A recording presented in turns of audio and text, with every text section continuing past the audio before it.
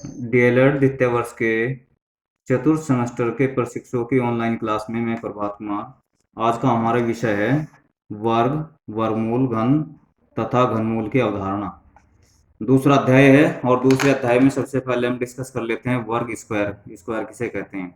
जब किसी संख्या की घात 2 हो तो उसे उस संख्या का वर्ग कहते हैं। जैसे 2 की घात 2 को हम क्या करते को 2 की घात 2 पढ़ते हैं, या 2 का वर्ग कहा जाता है। 2 की घात 2 अर्थात 2 का वर्ग, 2 का स्क्वायर।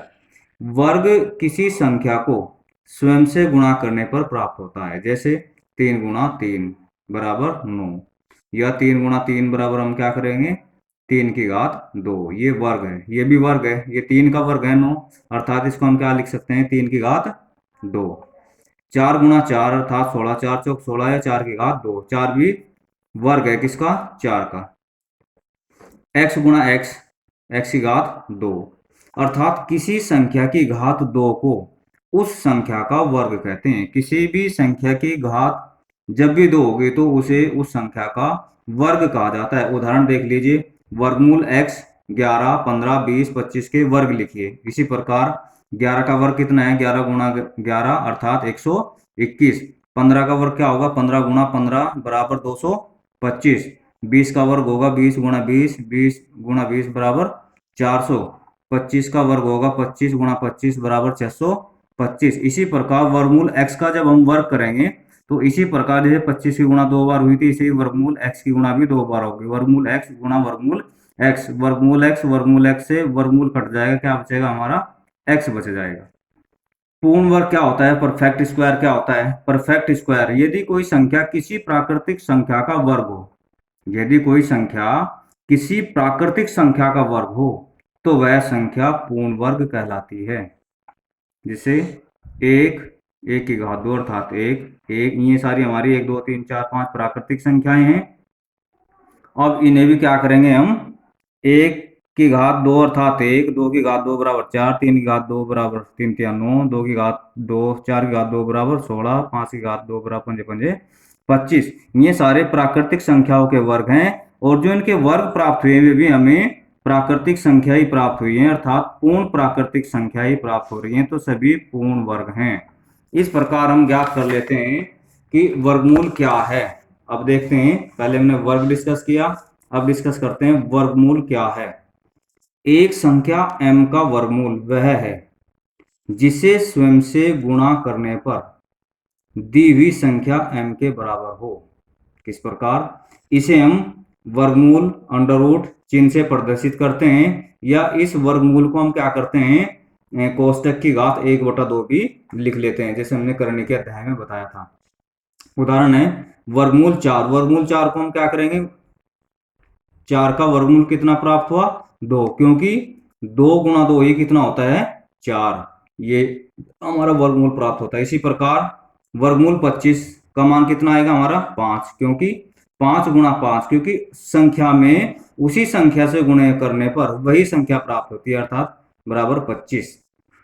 इस प्रकार वर्गमूल ज्ञात करने की दो विधियां हमारी, एक गुणनखंड विधि, दूसरी भाग विधि।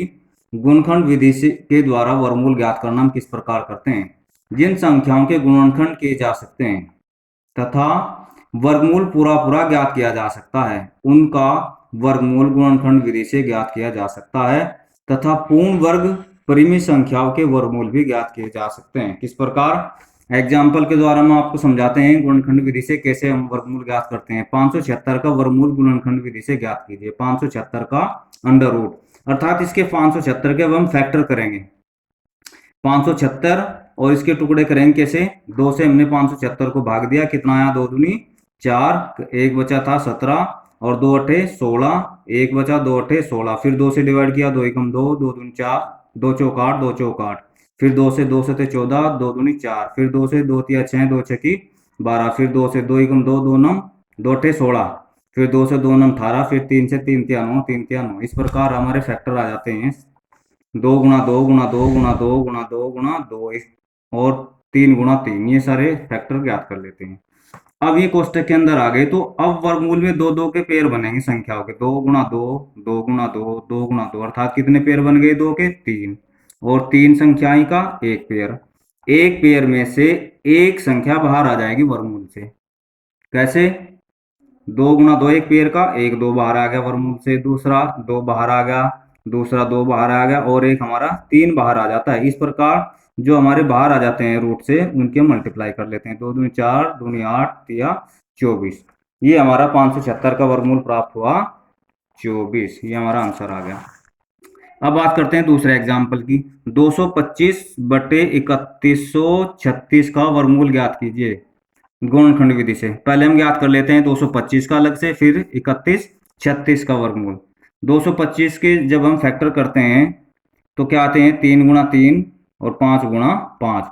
अब 3 का एक पेयर बन गया, 5 का एक पेयर बन गया, एक 3 बाहर आ जाता है रूट से और एक 5 बाहर आ जाता है, तो 3 × 5 = 15। 225 का वर्गमूल हमारा 15।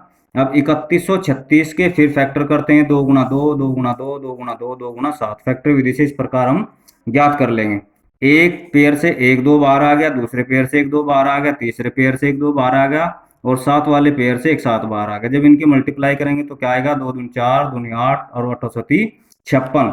इस प्रकार 3136 का हमारा वर्गमूल आता है 56, और इस प्रकार 225 और 3136 का एक साथ जब रूट निकालते हैं तो 15/56 हमें प्राप्त होता है। अब नेक्स्ट एग्जाम्पल हमारा वर्गमूल ही ज्ञात करना है, लेकिन वो दशमलव संख्या है।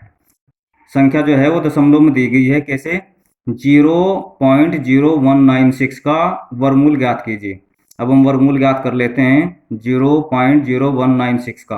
अब वर्गमूल में हम क्या करेंगे, जितने अंक हैं दशमलव हटा लेते हैं।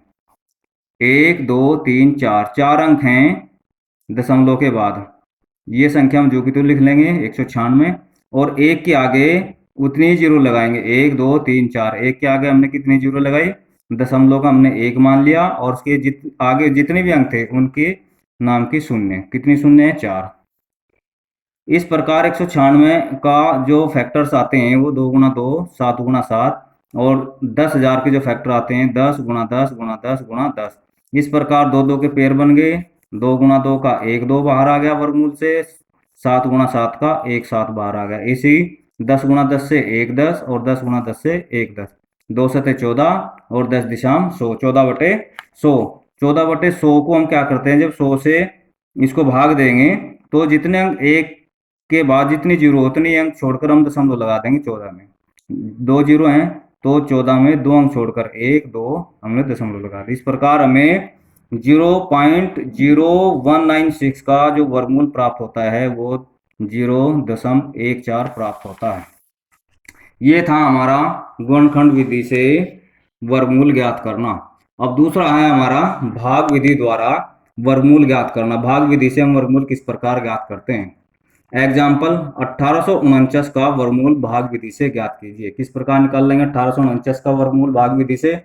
अब 1849 हम लिख लेते हैं, और 1849 को हम क्या करेंगे, दो पेयर बना लेंगे, दो दो के। एक पेयर 49 का बन गया और एक पेयर हमारा 18 का बन जाता है। अब 18 जो संख्या है इसमें हम जो भाग चलाएंगे वो पूर्ण वर्ग के चलाएंगे। 18 के बिल्कुल नियर अबाउट होगा और 18 से बड़ा नहीं होगा। अर्थात 4 का वर्ग चलाते हैं तो 4 चौक 16, इसके बिल्कुल नियर अबाउट आ जाता है। 4 यहाँ लिख देते हैं, 16 यहाँ आ जाएगा। अब हम क्या करते हैं, 18 में से 16 माइनस करते हैं, कितना आ गया हमारा 2। नेक्स्ट पेयर उतार लेते हैं पूरा 49, हमने 49 पूरा नेक्स्ट पेयर उतारा। अब जितनी बार हमारा टेबल चला था या जिससे हमने भाग दिया था उसका दुगुना यहाँ आ जाएगा, 4 दूनी 8। अब 8 का टेबल देखते हैं 24 में कितनी बार चलता है, 8 तिया 24, तो 3 बार चला है 8 तिया 24। 3 यहाँ भी लिखेंगे और 3 यहाँ भी लिखेंगे। अब 3 तिया 9 और 3 अट्ठे 24। इस प्रकार माइनस करेंगे तो रिमाइंडर 0 बचता है। तो इस प्रकार 1849 का जो वर्गमूल आता है वो कितना है, हमारा भागफल जो भी होगा वो ही हमारा वर्गमूल होगा, अर्थात 43। एक अन्य उदाहरण से दशमलव संख्या है जिसका हमें वर्गमूल भाग विधि से ज्ञात करना है। भाग विधि से 37.0881 का वर्गमूल ज्ञात कीजिए। 37.088 को हम लिख लेते हैं। अब फिर इसका पेयर बना लेते हैं दो दो के, 2 का एक पेयर, 2 का एक पेयर और 2 का दो संख्याओं का एक पेयर बन जाता है। अब 37 में फिर हम पूरा पूरा वर्ग चलाएंगे किसका, जो भी इसके नियर अबाउट होगा। 7 ज़्यादा हो जाएगा, 6 6 36 इसके बिल्कुल नियर अबाउट होगा। 6 6 36, 6 आ गया हमारा, 36 ये लिखा, माइनस कर लिया हमने इसमें से, तो 37 में से 36 गया 1। अब कितनी बार टेबल चला था हमारा, 6 टाइम्स, तो 6 का दुगना यहाँ आ जाएगा, 6 दूनी 12। अब 108 में एक यहाँ से बचा था, 08 हमने दूसरा पेयर यहाँ उतारा। 108 में 12 का टेबल पूरा पूरा नहीं चलता है। क्यों नहीं चलता, कि 12 का जो टेबल हम चलाएंगे वही जितनी बार टेबल चलेगी वही संख्या यहाँ भी आएगी और यहाँ भी आएगी। यदि हम एक बार चलाते हैं तो 121 हो जाएगा, 121 108 से बड़ा है, इसलिए इसमें पूरा पूरा टेबल नहीं चलता है। तो ना चलने की आ जाएगी 0, 0 यहाँ भी आ जाएगी क्योंकि दशमलव तो ये आ गई, 0 आ गई, और वो 0 यहाँ भी आएगी जितनी बार टेबल चलेगा, नहीं चला तो 0 आ गया। अब हमने दूसरा पेयर उतारा 81, क्योंकि नहीं चला हमारा टेबल 108 में पूरा पूरा। अब हम क्या करेंगे, 12 का टेबल 108 में पढ़ते हैं, तो 12 निम्मा